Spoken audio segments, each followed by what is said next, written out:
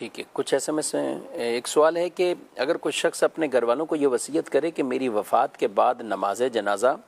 فلاں امام صاحب سے پڑھوانا اور میرے کل شریف کی محفل فلاں مسجد میں کروانا، تو ایسی وصیت کے بارے میں کیا حکم ہے؟ کیا اس پر عمل کرنا ہوگا؟ کیا کہتے ہیں؟ اگر کوئی اور خرابی نہیں ہے اس میں تو بہتر ہے کہ اس نے وصیت کی ہے تو اس کی وصیت کو پورا کر دیا جائے، لیکن اگر لوگ تکلف کے اندر آ رہے ہیں، یعنی کسی ایسی جگہ پر اس نے کہہ دیا کہ جہاں لوگوں کو جانے میں دشواری ہے،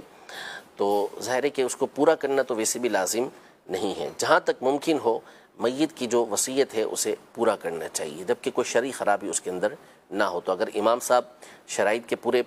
اترتے ہیں نماز جنازہ پڑھانے کے، تو بالکل ان سے پڑھانے میں کوئی حرج نہیں ہے۔ بہتر ہے کہ جب اس نے وصیت کی ہے، وہ چاہتا تھا کہ وہ پڑھائیں،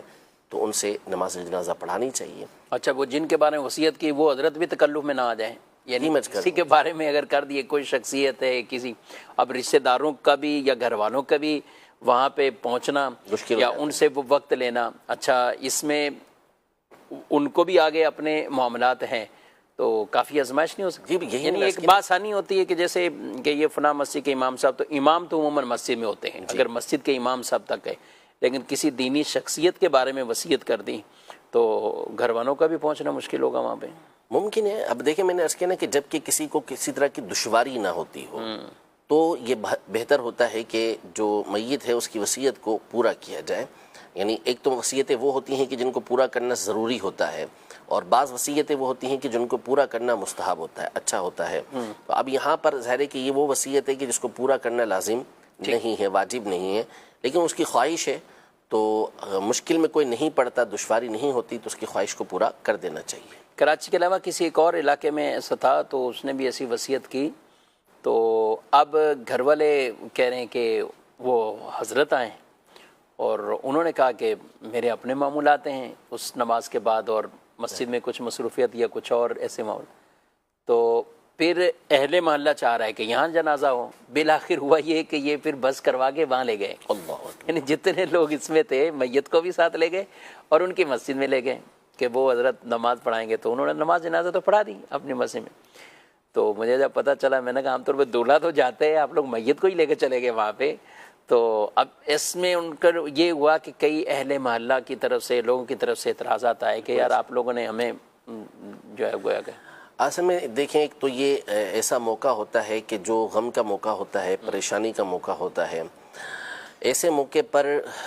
ظاہر ہے کہ جذبات ہوتے ہیں اور خیال بہت ساری چیزوں کا نہیں رہتا۔ کچھ افراد ہوتے ہیں کہ جس موقع پہ سمجھداری کے ساتھ کام لیتے ہیں، تو ان کو چاہیے کہ وہ ایسی ہر چیز کا لحاظ رکھا کریں،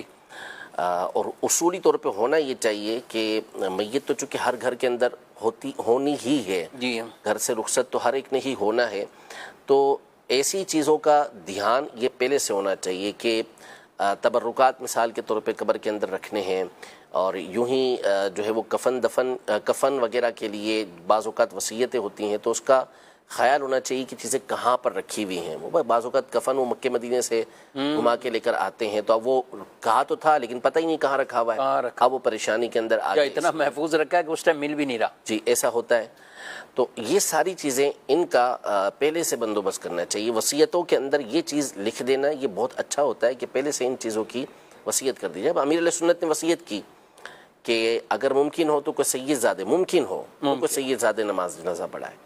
اس طرح آپ نے بعض وصیتیں وہ کی جس میں امکان کی بات کی کہ ممکن ہو تو ایسا کر لیا جائے، ممکن ہو تو ایسا کر لیا جائے، قبر میں اتارنے کے حوالے سے یا دیگر۔ تو یہ چیزیں ہیں کہ جس کو پیش نظر رکھنا ضروری ہے۔ اب اسی طرح وہ شخصیات میں سے بعض اوقات تو یہ ہوتا ہے کہ واقعی وہ مجبور ہوتے ہیں، اور اکثر ایسا ہوتا ہے کہ وہ مجبور ہوتے ہیں کہ کسی ایسے مقام پر دعوت دے دی اچانک فون کر کے کہ یار میت ہو گئی ہے، اور آپ کا وہ بہت پسند کرتے تھے، محبت کرتے تھے، تو آپ وہاں پہ نماز جنازہ پڑھانے آ جائیں۔ اب وہ شخصیت بیچاری پریشان کہ یار میرے یہ سارے معمولات جو ہیں، مجھے فلاں جگہ جانا ہے، فلاں جگہ جانا ہے، سب ڈسٹرب ہو جائیں گے، میں جاؤں کیسے؟ تو بعض اوقات ان کی پریشانی ہوتی ہے۔ تو اگر وہ کسی طرح کی عذر پیش کرتے ہیں، معذرت کرتے ہیں، تو ان کی معذرت کو قبول کرنا، ہاں، لیکن اس کو بندے کو خود چاہیے، جس کو اللہ نے مقام و مرتبہ دیا ہے، کہ اگر اس کی کوئی مجبوری نہیں اور اس سے وہ بندہ محبت کرتا تھا، ظاہر ہے کہ ہو سکتا ہے کہ اس کی محبت اس کی بخشش کا ذریعہ بن جائے، تو اس کے لیے آسانی ہو تو اس کو بہرحال جانا چاہیے پڑھانے کے، جانا چاہیے۔ اور یہ مواقع ایسے ہوتے ہیں کہ جن کے ساتھ معاملہ ہے وہ تو زندگی بھر یاد رکھتے ہیں، وہ تو زندگی بھر یعنی اس واقعے کو یاد رکھتے ہیں کہ فلاں نے آ کے نماز جنازہ پڑھا دی تھی. اور